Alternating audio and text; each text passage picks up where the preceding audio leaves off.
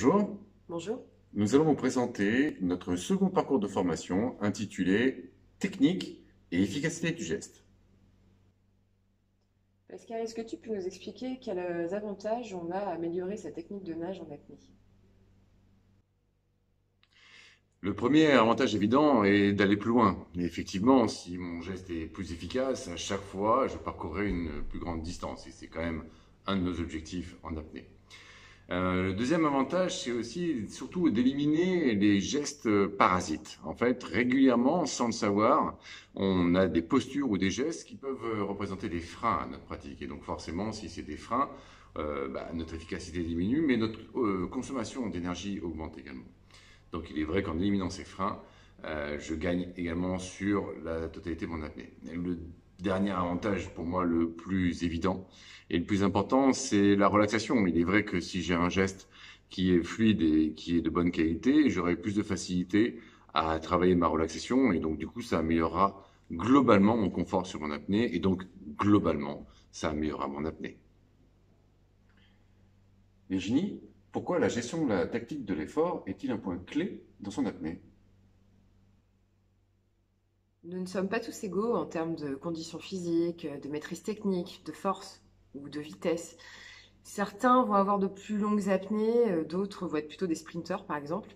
Donc il est important de déterminer une tactique de vos apnées qui vous sera personnelle. Et nous sommes là pour vous y aider. Comment et pourquoi améliorer mon relâchement dans l'effort?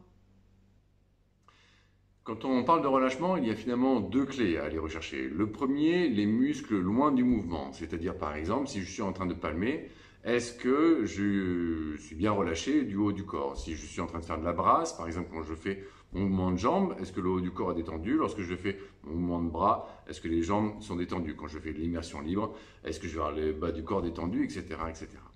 Donc, il y a des muscles loin du geste que nous réalisons, que nous devons chercher à apprendre à détendre. Et ensuite, il y a ceux qui sont plus proches, non seulement du geste, mais également de la poitrine.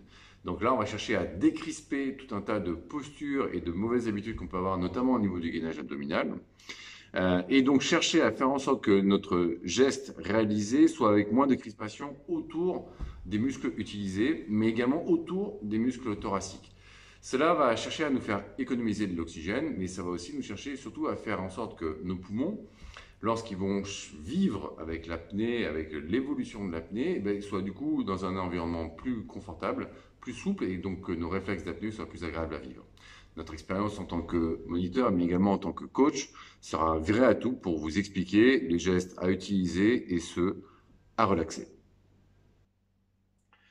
Au-delà de la performance, quel est l'autre avantage à améliorer cette technicité? Plus votre geste sera efficace, plus vos mouvements et vos déplacements sous l'eau seront fluides, et plus vous serez détendu. Du coup, vous serez dans l'aisance sans résistance et vous pourrez profiter dans le confort du plaisir de la glisse.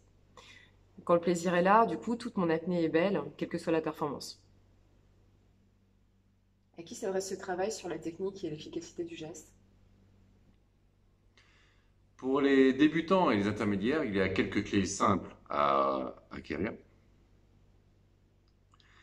Pour les débutants et les intermédiaires, il y a quelques clés simples à acquérir. Elles ne réclament pas énormément d'heures d'entraînement et surtout elles demandent un petit peu de concentration et ça suffit très souvent à réaliser des perfs déjà très honorables.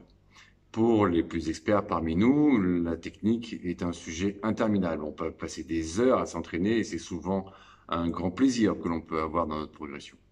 En revanche, l'avantage aussi d'avoir des moniteurs expérimentés dans notre école, c'est qu'on pourra vous déterminer le moment où finalement l'acquis est suffisant. C'est-à-dire qu'à un moment donné, la technique, on peut y passer des heures, mais c'est pas toujours utile. Et donc, le partage que nous aurons ensemble, la validation de l'acquis, sera aussi le moyen de dire, bon, là c'est suffisant, si on passe à un autre sujet. Nous aurons plaisir à partager notre expérience sur la technique.